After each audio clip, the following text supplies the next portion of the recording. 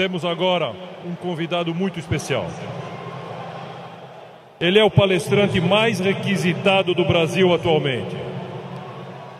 Historiador e professor da Unicamp, participa em programas de rádio e televisão nas principais emissoras do país. Com vocês agora, professor Leandro Carnal.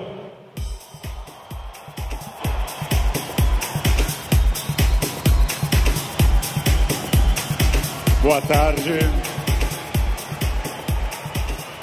Muito boa tarde. Um imenso prazer estar aqui no Rio de Janeiro. Bem, obrigado. Obrigado. Obrigado. Muito obrigado. Ainda bem que eu não sou tímido.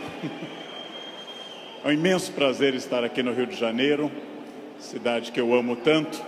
E é um imenso prazer falar sobre o tema que nós vamos falar agora.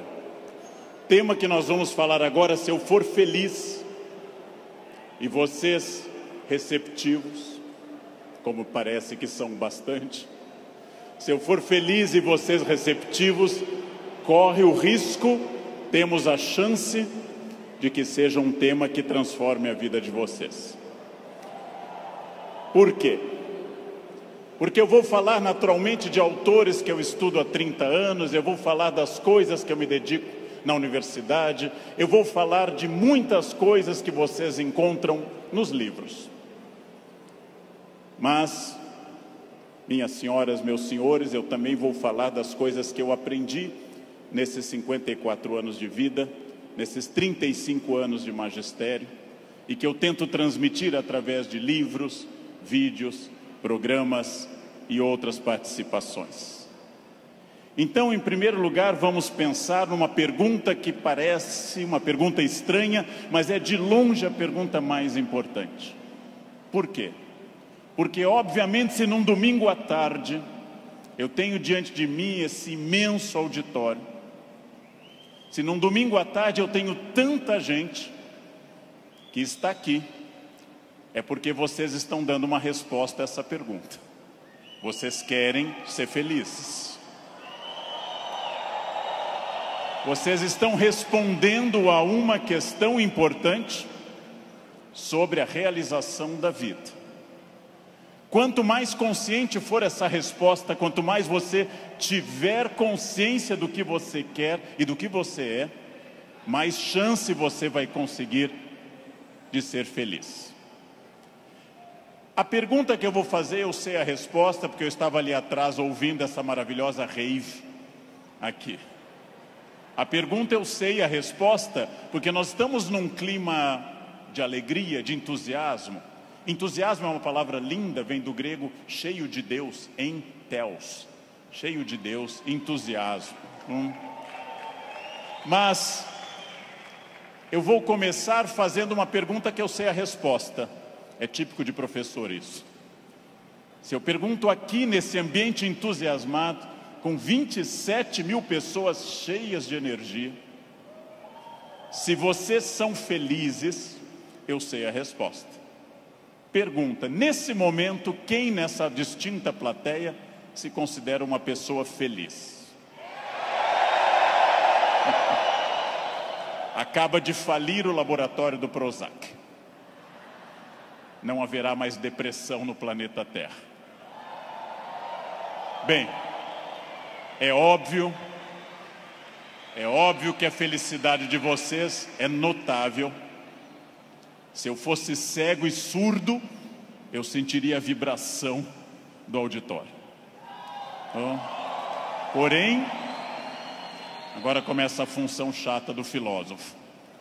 Amanhã, quando vocês estiverem afônicos, semi-surdos, amanhã, quando vier mais uma segunda-feira e mais uma, amanhã, quando vocês lerem os jornais, que são a coisa mais broxante que existe hoje no planeta, ler manchetes de jornais, amanhã vocês estarão talvez não tão entusiasmados quanto hoje, e daqui a 15 dias talvez um pouco menos, mas esse é um momento em que o entusiasmo é lógico.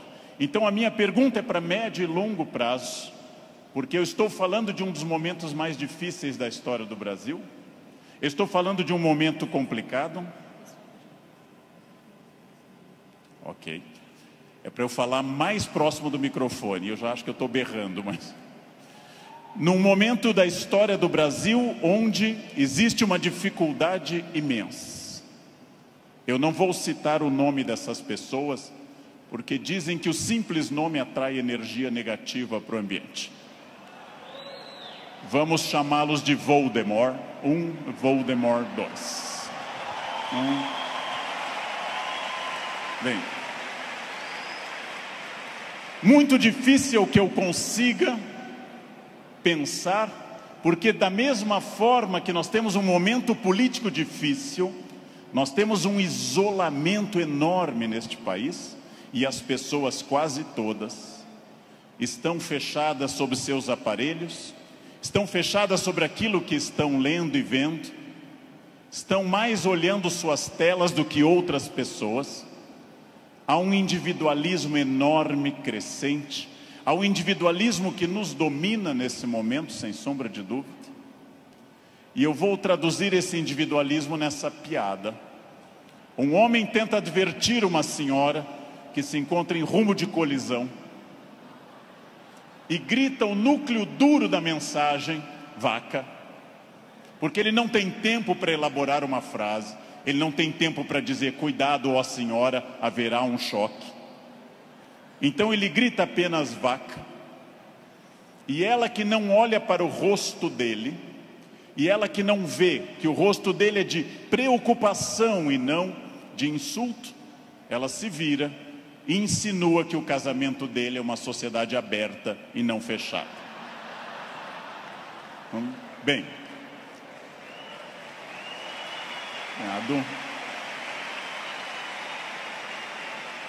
primeiro problema e primeiro conselho que eu dou a vocês, para que vocês reflitam, aceitem ou rejeitem como desejarem. Primeiro conselho importante: olhem para o rosto das pessoas. Olhem para o rosto dos clientes, olhem para o rosto de quem está comprando, porque o rosto humano é um livro poderoso que traduz tudo. O rosto humano lhe diz, eu estou adorando, eu estou detestando, eu estou entediado, eu estou entusiasmado. Comecem a olhar para o rosto, comecem a mandar menos emojis e emoticons pelo celular, e comecem mais a olhar para o rosto humano que traduz tudo o que você precisa saber. Chego a sugerir ousadamente que vocês olhem para o rosto das pessoas da própria família, que conversem com maridos e mulheres. Olha a minha ousadia. Que olhem para essas pessoas.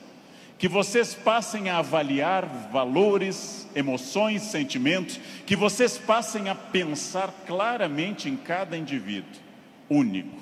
Essa é uma das grandes chaves do sucesso. Eu tinha um erro, eu tinha um defeito como profissional.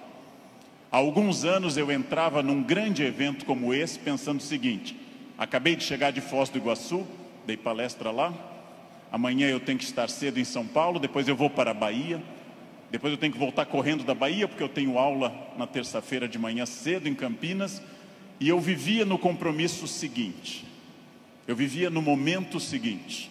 Isso é um defeito. Vivam no momento que vocês estão. Ao entrarem para conversar com alguém, ao tentar uma venda, ao ler um livro, ao namorar, ao conversar com seu filho, ao fazer qualquer coisa importante na sua vida, entre inteiramente naquilo. Não fique pensando o que vem depois.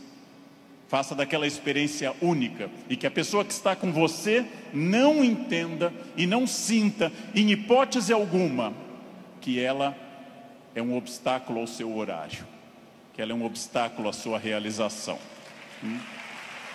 Entreguem-se a isso.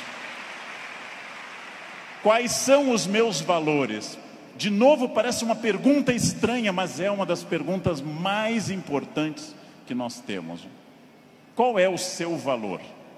Qual é o seu valor principal? Qual o seu valor auxiliar? Que faz você se emocionar O que move seu coração, o que impulsiona seu despertar? Quais as ideias que você tem mais fortes pela manhã? Com que você dorme pensando em quem? Estes são seus valores. Decidiu que seus valores são família, dinheiro, um equilíbrio entre os dois? Decidiu que seus valores são viagens, família, dinheiro, um equilíbrio entre os três? Perfeito. Definido o valor, procure este valor obsessivamente, sem cessar em nenhum momento. Há mais de 40 anos, quando eu estava estudando línguas inclusive, eu ouvi várias pessoas dizendo sempre que era muito esforço. Quando eu fiz a faculdade, evitei excesso de festas, evitei maconha, o que num curso de humanas na USP é um isolamento muito grande. Não pegava ninguém, evitei coisas, foquei no que eu queria. Eu estou aqui para estudar, eu estou aqui para estudar muito. Depois continuei estudando e fiz mestrado e doutorado, fui morar fora, aprendi línguas e sempre mirando no meu valor. Meu valor é ser um profissional de excelência, e não apenas excelência média, de grande excelência. Então, eu mirei desde o início, gente. Eu mirei na ideia que eu quero ser Alexandre o Grande, não Alexandre o Médio, nem o Pequeno. Não quero ser médio, não quero ser a pessoa legalzinha. Por incrível que pareça, e até vaidoso que possa parecer a vocês, mas isso foi um lema de vida. Desde muito cedo eu disse: eu quero ser, se não o melhor, um dos melhores professores do Brasil. Um valor alto, vaidoso. Só que eu aprendi que mirando alto, às vezes a gente consegue um pouco menos. Se você mirar baixo, você consegue ainda menos. Mire alto. Não tente ser o melhor vendedor do condomínio, é muito pouco. Não tente ser a melhor pessoa da rua, é muito pouco. Mirem alto. Mirem alto e busquem isso. Eu quero ser o melhor vendedor do Brasil. Simplesmente isso. Se alguém acha que não pode, ache os instrumentos para poder. E aí um outro conselho importante. Querem saber quando está dando certo? Querem saber quando o projeto de vida de vocês acertou no valor? São aqueles semi-amigos. Semi-amigo é o inimigo que lhe abraça. Chegam a você e lhe dizem: você tem sorte, não? Nossa, você tem muita sorte. Prestem atenção nessa frase que o tio Leandro vai dizer. Sorte é o nome que o vagabundo dá ao esforço que ele não faz. Então, sorte existe, sim. Eu não controlo tudo. Eu não sou Deus, eu não controlo tudo. Por vezes eu estou em Congonhas, o avião tenta aterrissar e arremete. É para testar a força do esfíncter de vocês. Eu não controlo tudo, mas aquilo que eu controlo, e é bastante, eu sou sócio majoritário da minha existência, e para isso eu preciso de equilíbrio. Equilíbrio é fácil perceber quando está faltando. Se vocês não trabalharem, perderão a família. Se vocês só trabalharem, perderão a família também. Equilíbrio é um diálogo constante. Estou cuidando do meu corpo é funcional, o corpo tem que ser funcional. Eu tenho que sair do sofá sem auxílio de muitas pessoas. Eu tenho que ser capaz de subir uma escada sem tenda de oxigênio. O corpo tem que ser funcional até a idade que ele é funcional. Ou seja, equilíbrio é aquilo que nós estamos em plena crise. Estamos em plena crise. Só que há pessoas neste ano de crise que perderam, outras se mantiveram e outras prosperaram. Então não é a crise que faz diferença, é a sua reação diante dela. A crise veio para todos os 206 milhões de brasileiros. Há pessoas que afundaram, há pessoas que mantiveram o que tinham, e há pessoas que hoje estão melhores do que estavam há algum tempo. É claro que hoje, no momento da crise, eu vou dar uma pista histórica importante. O que é crise? É quando eu tenho muitas perspectivas diante de mim. Só que a crise é aquilo que separa o amador do profissional. Todo mundo sabe dirigir numa boa estrada em dia de sol. Pouquíssimas pessoas sabem dirigir numa estrada com chuva à noite esburacada. A crise separa quem é bom de quem é ruim, o amador do profissional, de quem veio o mundo a trabalho ou a passeio. Todo mundo sabe, em situação sem estresse, ser calmo. Poucas pessoas são calmas em situação de estresse. Todo professor é ótimo se a turma for ótima. Poucos professores são bons quando a turma é resistente. Todo mundo pode vender para o cliente fácil. Pouca gente pode vender para o cliente difícil. É o cliente difícil que separa o amador do profissional. O outro não precisa. Importante. Crises passam sempre, sem exceção. Toda crise passa. E aqui já vem a pergunta: onde você quer estar quando essa crise passar? Com quem? Onde você quer estar quando essa crise passar? Eu quero fazer muitas perguntas importantes para nós. Vamos agora testar uma questão importante. Quase todo mundo no Brasil está pessimista. Há um pessimismo dominante. Ótimo. Mais fácil ainda de trabalhar. Por quê? Vamos testar a idade de vocês. Quem lembra dessa personagem provavelmente tem curso de datilografia. Quem lembra dessa personagem fez prova com um mimeógrafo. Provavelmente teve Orkut. Quem lembra dessa personagem é uma pessoa experiente. Essa hiena, um desenho animado da década de 60 e 70, a hiena Hard ficava dizendo: ó vida, ó céus, ó azar. Ela era pessimista. Porém, tudo que a hiena dizia que podia dar errado, dava. Ela era pessimista, mas ela acertava. Por isso que eu quero dizer a vocês que o pessimismo pode ter alguns valores. Ele nos dá uma amostra dos riscos. É importante ter um pessimista na equipe, mas no máximo um, apenas um, que é o que uma equipe tolera. Quando alguém chega e diz: nós vamos dobrar o capital, dobrar o número de clientes, nós estaremos em mais 30 países até o ano que vem, o pessimista diz: calma, não é tão fácil. Pessimista é importante para levantar problemas, mas agora eu vou mostrar uma imagem daquilo que eu acredito. No barco está a hiena pessimista dizendo: lógico, o continente está longe, a desidratação é certa, há tubarões, essa vela é ridícula, esse remo não vai levar a nada. Ele tem razão, a hiena tem razão. Mas observem uma coisa: o pessimista faz um bom quadro dos problemas, mas não está fazendo, para dizer uma coisa elegante para uma plateia distinta, não está fazendo sêmen algum para mudar isso. Não dá para ser mais direto que isso à tarde, não é? Bem,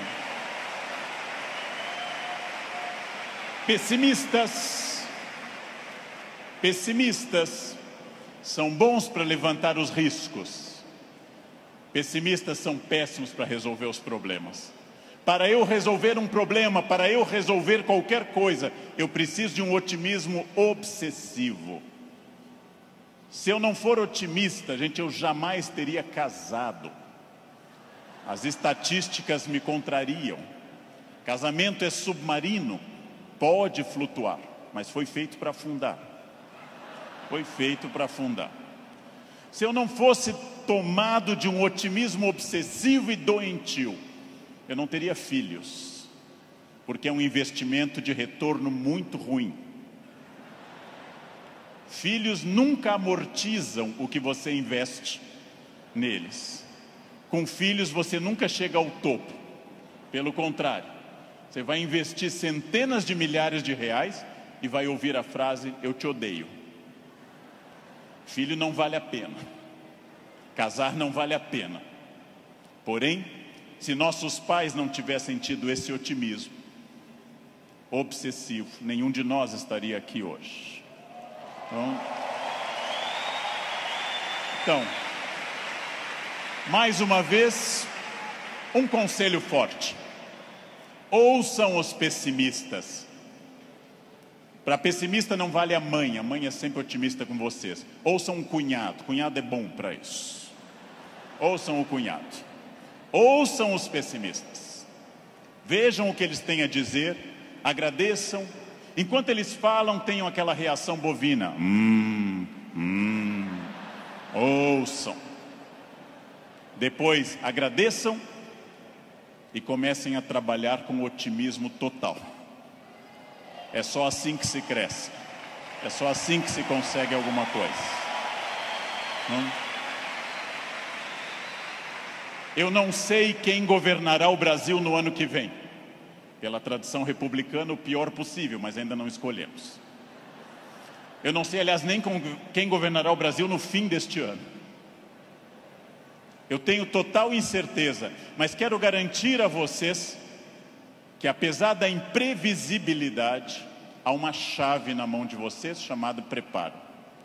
Quem daqui ler mais livros sobre técnicas boas de venda, estudar mais psicologia de vendas, quem tiver mais método, quem for mais otimista, quem for mais metódico, não sabe o que vai enfrentar, mas estará melhor do que quem não fizer isso. Não sei onde estaremos, gente. Não sei onde estaremos. Vejam, em nenhum momento na graduação de História e Filosofia, em nenhum momento fazendo mestrado ou doutorado ou estudando fora, eu imaginei que um dia eu teria a honra de falar para essa plateia tão numerosa e entusiasmada. Em nenhum momento. Jamais.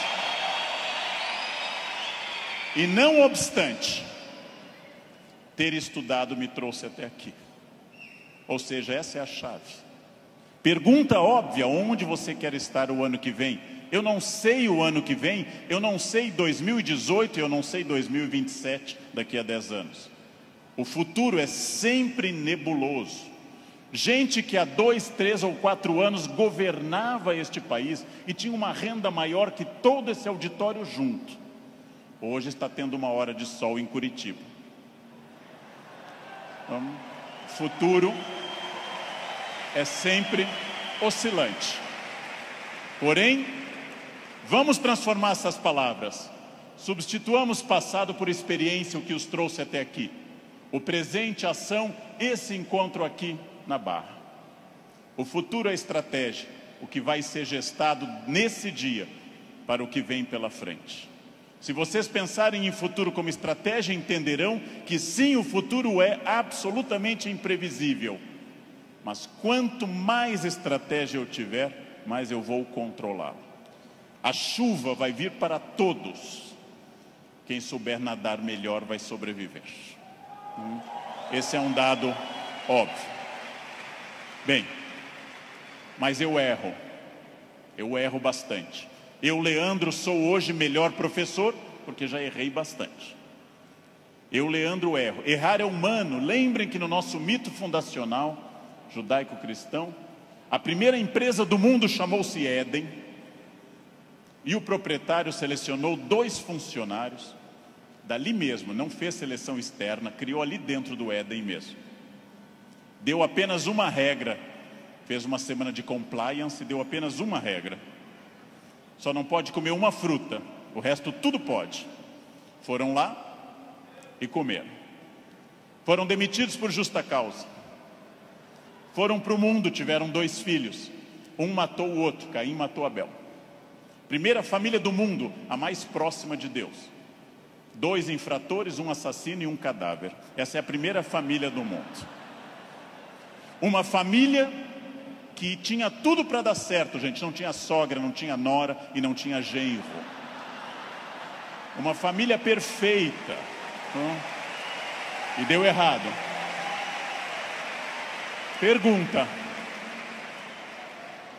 Nós somos filhos deles. Errar é humano. Significa que todos que estão aqui, com exceção dos mentirosos, já erraram.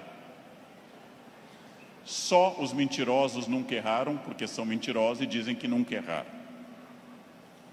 Faz uma coisa que eu treino há mais de 50 anos diariamente. Eu treino andar. Faz mais de 50 anos que eu treino diariamente e eu tropeço. Erro é um recado. Erro é um recado enviado para dizer que você pode mudar de estratégia, tem que aprender, tem que ter cuidado. Erro é fundamental. Errou, não conseguiu, não atingiu meta, falhou, ótimo. Se você aprender, você será melhor. Senão será só um chorão. Aprenda. Aprenda com o erro, gente. Aprenda com o erro. Erro lhe tira da zona de conforto. O que é a zona de conforto? É aquilo que me deixa satisfeito, feliz. Zona de conforto é aquilo que estraga o meu desafio. Ostra feliz, diz Rubem Alves, ostra feliz não desenvolve pérola. A pérola é a resposta da ostra a isso. Por que a ostra faz uma pérola? Porque um grão de areia a incomoda e ela reveste com madrepérola. Sem isso a ostra não produziria pérola. Zona de conforto é aquilo que lhe deixa repetindo. Eu caso, e caso como todo mundo com entusiasmo, querendo cuidar muito, fazendo muito afago e afeto, e vou ficando mais confortável no casamento, passo a ficar mais tempo no sofá, passo a usar moletom, passo a beijar minha esposa na testa, sinal claro de declínio erótico. Passo a chamar minha esposa de mãe, que é para não ter nada sexual mais, porque com a mãe ninguém tem nada. Perco a atenção na roupa de baixo, e ela, ao invés daquelas lingeries lindas, de seda e renda, vermelha e preta, passa a usar bege, de algodão, lavadas com sabonete no box, dia após dia. E assim os dias vão se sucedendo, e finalmente chegamos ao ponto mais baixo da relação. Os dois passam a usar croque. Acabou. Acabou. Não há sexo com croque, jamais. Bem, salvo se alguém aqui está de croque, é exceção do que eu estou dizendo. Fica muito bem em você. Fica muito bem. O que acontece com a zona de conforto? Eu passo a não querer fazer mais coisas certas nem com entusiasmo. Eu passo a achar que está bom estar no aquário lotado porque é conhecido. E eu não busco um aquário mais desafiador e maior. Tudo o que te agrada te engana. Tudo o que te seduz e te deixa confortável te conduz à mediocridade. Quanto mais você tiver desafios, mais você vai responder a esses desafios. Zona de conforto é muito curiosa, porque ela significa o fim da luta. Saiam da zona de conforto. Pensem seriamente que tudo está em mudança, tudo está envelhecendo, tudo está passando, tudo aquilo que não está se expandindo está encolhendo. Tudo aquilo que não está melhorando está piorando. Isso é a realidade do mundo. Se você não mudar o seu negócio, alguém mais jovem e mais dinâmico vai mudar. Nesse momento, alguém está tendo uma ideia de vendas melhor que a sua. Isto significa que quem se dedica a ser um profissional precisa permanentemente levar em conta essa frase: mudar é difícil, me ensinaram os norte-americanos. Mudar é difícil, não mudar é fatal.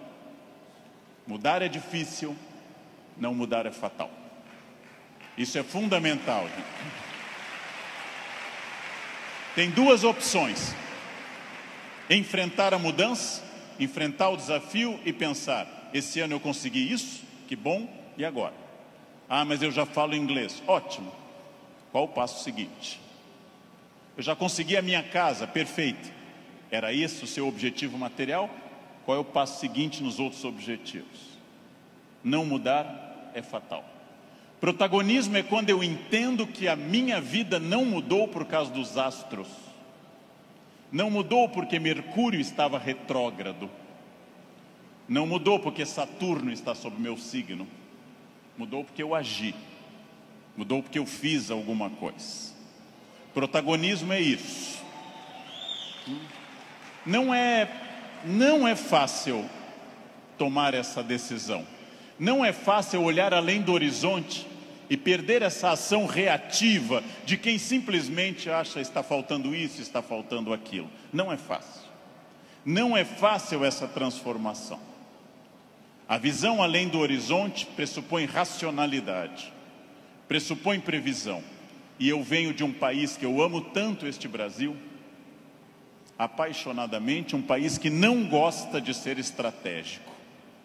Todos os dias eu pego avião, gente, todos os dias, como hoje de manhã, como agora à tarde. Todos os dias eu enfrento raios-x e pessoas que passam, aí tem o celular no bolso e voltam. E eu atrás dessa pessoa envelhecendo. E a pessoa passa de novo, as moedas e volta. A botinha cafona com taxinhas, volta. Depois de 10 vezes a pessoa passa, sem nenhuma estratégia. Chega à porta do Finger, a funcionária pede o documento e começa a procurar na bolsa ou na mochila o documento. Naquele momento, o meu já está em ângulo para mostrar para o funcionário. Essa pessoa acha o documento, entra no avião, vai até a metade e aí olha o seu ticket, 2A, e começa a voltar, contrariando a piracema que está indo para o fundo do avião. Estratégia é a capacidade de se antecipar à necessidade. Estratégia é estar pensando o seguinte: está dando certo a minha estratégia nesse momento? Ótimo. Está dando certo, já é passado. O que eu vou fazer no futuro? O que eu vou fazer para transformar isso? Racionalidade estratégica. Não existe destino. Eu sou das pessoas que compartilha da ideia que não existe destino. Existem acidentes para todos. O que eu faço com esse acidente me define.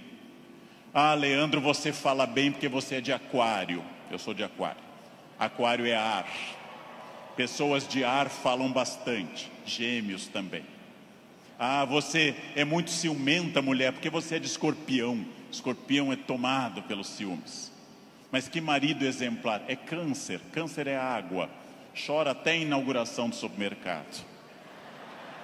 Mas que chefe autoritário? Áries. Ele é de Áries. É muito autoritário. Que secretária organizada? Virgem. Virginianos têm toque com ordem.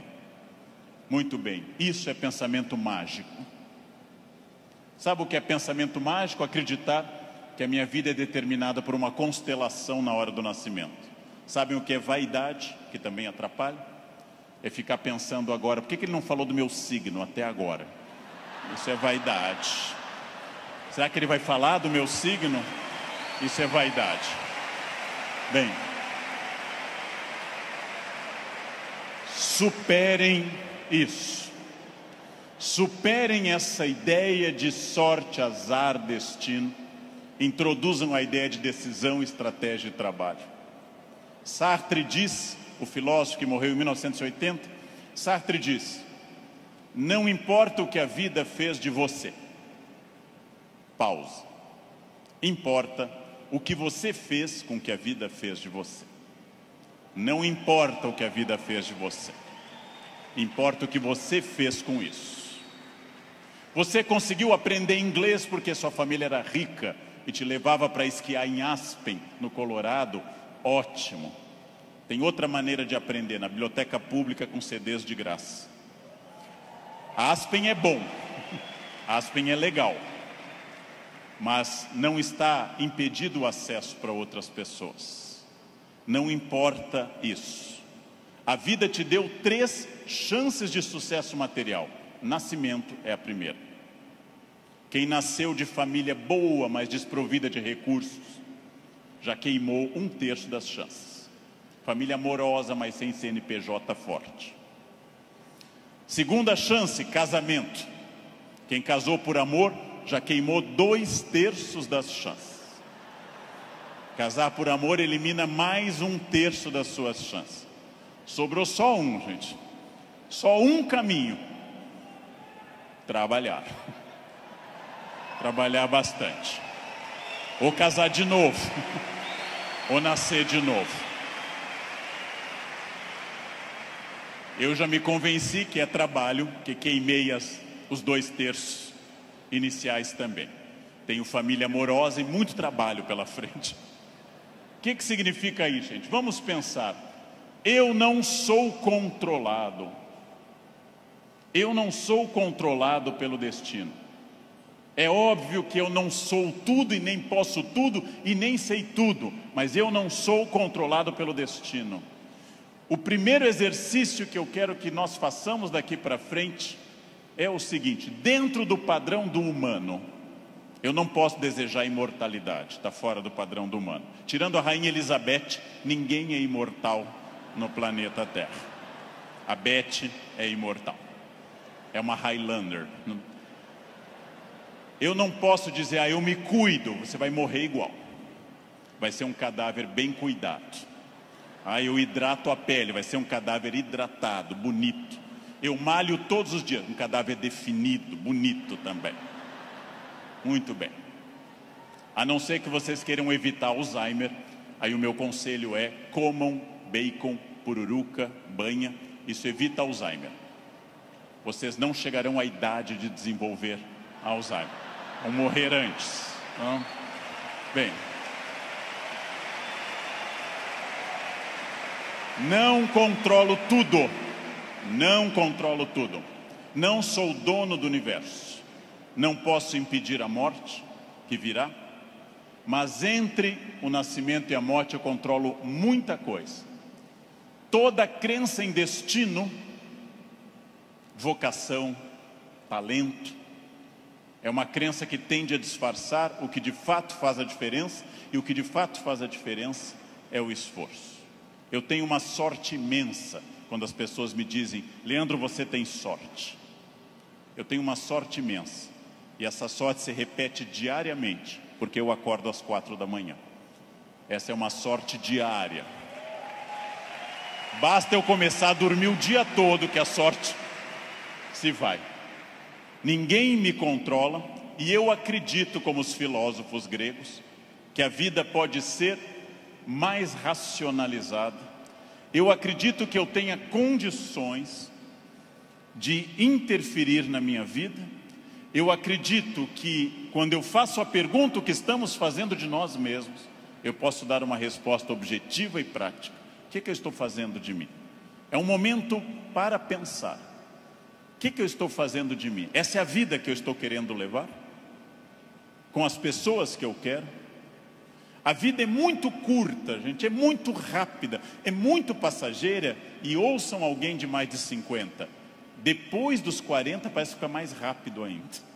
Parece que passa numa velocidade incrível. A vida é muito curta para que se perca tempo numa existência medíocre, numa existência pequena, numa existência fraca. A vida é muito curta para que eu tenha uma família que eu não ame, para que eu tenha um emprego que eu não goste, para que eu tenha um trabalho que eu não me dedique. Ela é muito curta para eu ser medíocre. É muito pouco tempo para isso. Perguntem o que estamos fazendo de nós mesmos e sigam o conselho que Sócrates fundou a filosofia ocidental: conheçam-se, conhece a ti mesmo, conhecimento de si. Sigam esse conselho, sigam essa ideia de saber quem vocês são. Se eu me conhecer, ninguém me ofende. Se eu me conhecer, ninguém me ataca. Já disse isso várias vezes na internet. Quando alguém me xinga no trânsito, eu tenho que saber se a pessoa está dizendo a verdade ou mentira. E nos dois casos eu não posso me ofender. Conheçam-se. Saibam quem vocês são. O ano passado um aluno bateu a porta na minha cara e gritou: careca. O que eu vou dizer para esse aluno? Não. Retire o que você disse. Não. Estou ofendido. Vejam, as pessoas têm direito a dizer o que querem. É um direito constitucional. Eu só me ofendo quando eu concordo com elas. Ataque é veneno. Veneno só funciona se eu tomar. Ataque é veneno, eu preciso tomá-lo. Então, se eu não tomar, o veneno não funciona. Já ouvi no trânsito de São Paulo e gravei um programa sobre isso uma vez, um café filosófico. Alguém me gritou, insinuando que minha mãe exercia atividade erótica remunerada. Examino a biografia de minha mãe, hoje com 80 anos. Na juventude ela está sempre com o rosto fechado nas fotos, como era próprio daquela época, nunca sorrindo. Era obviamente uma mulher fiel, sempre triste, fechada, uma mulher de um homem só. Não ria, não tinha aquela pele brilhante da mulher que não é tão dedicada. No passado por virtude, no presente por falta de mercado, minha mãe não é uma prostituta. Então eu não me ofendo. Mas se ela fosse, e não é crime no Brasil ser, eu teria que dizer à pessoa, você conheceu mamãe? Você ia lá em casa? Não. Também não teria que me ofender. Segundo xingamento mais comum e mais estranho, diz respeito à orientação sexual, que é mais estranho ainda, já que a orientação sexual não é xingamento, mas é uma característica de cada pessoa. Alguém insinua que eu seja de uma orientação sexual específica. Eu observo e penso, tenho 54 anos, é uma idade boa para você já saber seus orifícios preferidos. É uma idade que, grosso modo, você já sabe mais ou menos o que você gosta. E não haveria problema nenhum em gostar de outra coisa. Então eu digo, você está enganado. Seguindo o velho conselho do Rio Grande do Sul, onde eu nasci, por onde sai o feijão, não entra mandioca. Bem, mas e se fosse? E se fosse, sem problema algum, eu diria a essa pessoa também, você me conhece? Eu não lembro do seu rosto, mas eu olho sempre o travesseiro, quer dizer, eu não vejo, estou sempre na fronha, eu não lembro bem do seu rosto. Sem problema também. Quando alguém lhe xinga de velha, de feio, de babaca, de filho de alguma coisa, quando alguém lhe xinga até dizendo um time de futebol específico, que eu não vou repetir, resta você saber, a pessoa está certa ou errada. Se ela estiver certa, ela não está me ofendendo. Se ela estiver errada, está me ofendendo. A vida é muito curta para que eu perca tempo com babacas cheios de ódio. A vida é muito curta para isso. É muito curta. Evitem esse problema. Quem se conhece não se olha como Superman, e na verdade é o pateta. Quem se conhece sabe dos seus limites e explora esses limites ao máximo. Quem se conhece sabe, talvez eu não tenha vindo ao mundo tão bonito, talvez eu não tenha vindo ao mundo tão alto, tão rico, tão hábil em línguas. Eu posso fazer muito com isso, muito. Posso esticar esses limites ao máximo. É fundamental conhecer-se. Sempre, sem exceção, sem nunca perder de vista que consciência é a chave da transformação. Consciência é a chave de todas as transformações. Respostas claras, objetivas para a pergunta que eu fiz no início. O que eu quero? Onde isso vai me levar? Quem sou eu? Isso me torna ou não feliz? Consciência. Controlar a vaidade. O principal elemento de descontrole de uma vida. Trabalhei para homens muito importantes nesse país, trabalhei com pessoas fundamentais deste país, e quase todos com o mesmo pecado, o pecado da vaidade, o pecado fundacional da humanidade, o de Lúcifer, o pecado de se achar mais do que é, e de achar que os outros concordam com isso. Mire em ser mais do que você é, mas saiba exatamente quem você é, para que o mundo não precise lembrá-lo disso com frequência. É melhor que qualquer pessoa, cobramos mais o corpo com roupas e alguém diga, nossa, você está muito bem, poderia deixar mais alguma coisa à mostra, do que alguém que diga, vai colocar uma burca, meu filho, tá demais. Quer dizer, esperem, saibam quem vocês são, saibam quais as lutas que valem a pena. Por quê? Porque a vida oferece algumas lutas muito boas. Família é uma delas. Luta contra o racismo é uma luta muito boa. dedico parte da minha vida a isso. Luta contra a violência sobre as crianças, luta contra a pedofilia, é muito boa. Essas lutas são boas, merecem toda a nossa energia, merecem todo o nosso empenho, talvez até a vida. As outras, não. Não. Escolham a luta, gente. Escolham as lutas. Não é boa luta o trânsito. Não é boa luta. É ridículo brigar no trânsito. A pessoa pode estar simplesmente louca, drogada ou armada. Não lutem no trânsito. Não percam um projeto de vida por causa de um louco. Não lutem em família, dentro da família. Família é como herpes, volta sempre. Volta sempre, gente. Você brigou agora, no próximo Natal tem de novo. Não adianta brigar. Escolham as lutas. E quando alguém lhe ofender na sua rede social, bloqueie, apague ou ignore. Rede social não é um bom espaço de luta, é perda de tempo ficar brigando em rede social. Escolham as lutas, gente.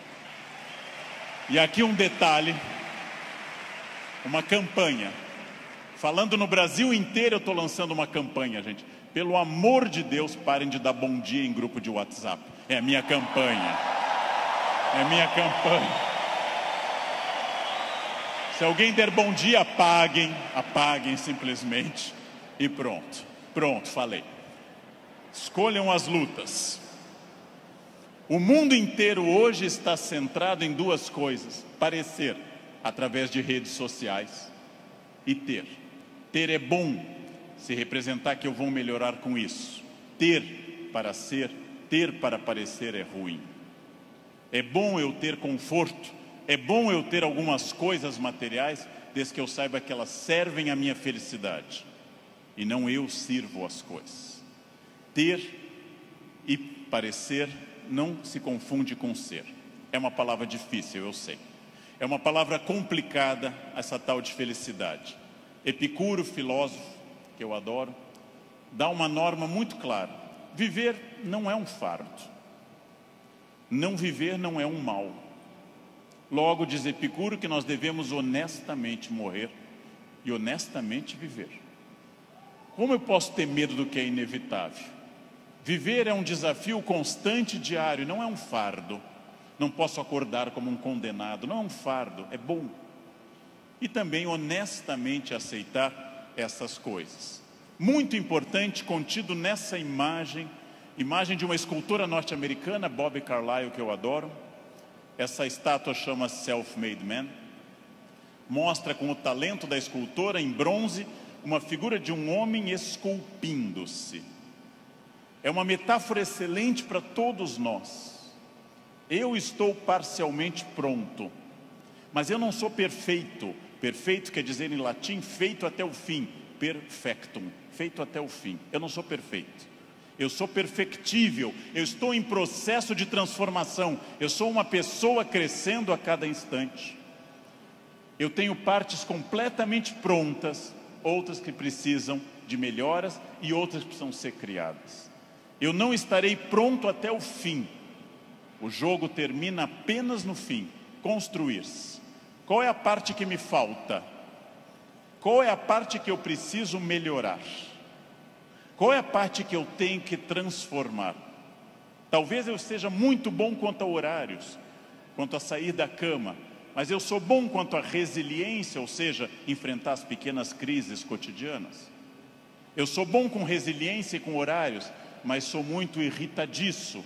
Tenho que trabalhar isso no meu autoconhecimento, num processo de psicologia, tenho que trabalhar minha irritação. Eu tenho partes a serem melhoradas. Meu português não é bom?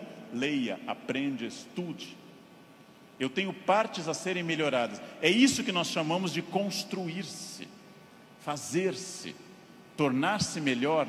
Não acreditar naquela síndrome de Gabriela, cravo e canela. Eu nasci assim, eu sou sempre assim. Gabriela, não existe isso. Não existe nada que eu não possa transformar dentro do padrão do humano. Construir-se.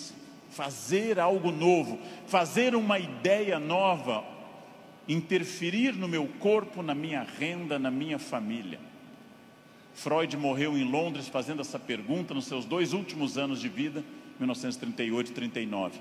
Por que as pessoas buscam tanto a infelicidade e quando encontram, ficam admiradas como se fosse uma coisa surpreendente?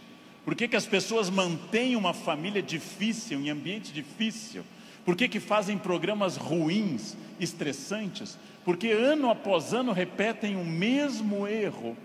E depois, quando vem a infelicidade, na forma de insônia, ansiedade, depressão, angústia, elas ficam surpresas. O que houve com a minha vida? Houve o que você fez. Houve o fruto do seu projeto. Houve a sua ação, houve a sua mão neste cinzel. Trabalhem. Uns têm que trabalhar mais. Uns precisam um esforço maior. Tem gente que anda 5 minutos na esteira e define abdominais. Eu tenho raiva dessa gente. Tenho raiva. Tem gente que come brigadeiro dia e noite e está com 2% de gordura. Quero que morram. Eu vou ter que comer capim sem parar. Vou ter que correr daqui até o Recreio dos Bandeirantes e voltar fazendo num pé só para perder 100 gramas em 2 meses. Não é fácil. E devo dizer a vocês, vai piorando com o tempo. Não é fácil, mas é possível para todo mundo. É possível para todo mundo. Esculpam-se. Criem-se.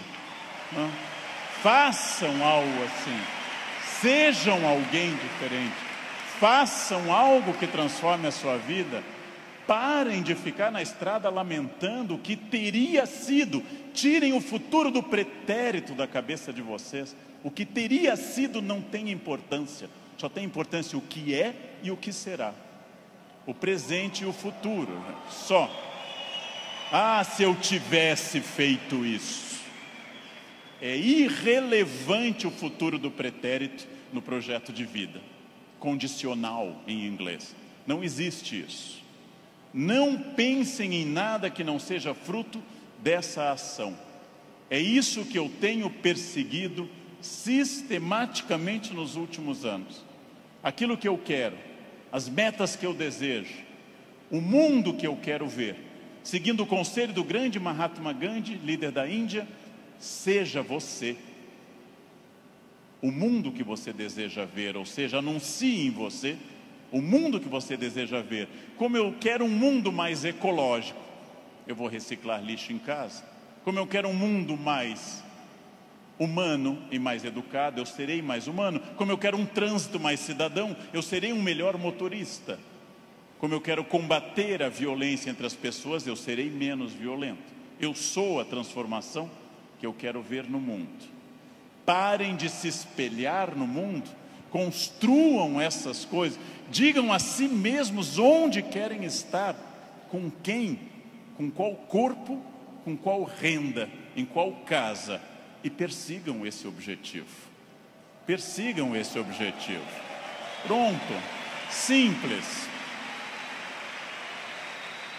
Num livro que eu acabei de ler, conta o autor que o grande pianista deu um concerto aqui no Rio, Arthur Moreira Lima, que eu admiro muito, tocou maravilhosamente Chopin, e ao final uma senhora simpática chegou e disse a Arthur Moreira Lima: nossa, eu daria minha vida para tocar como o senhor toca.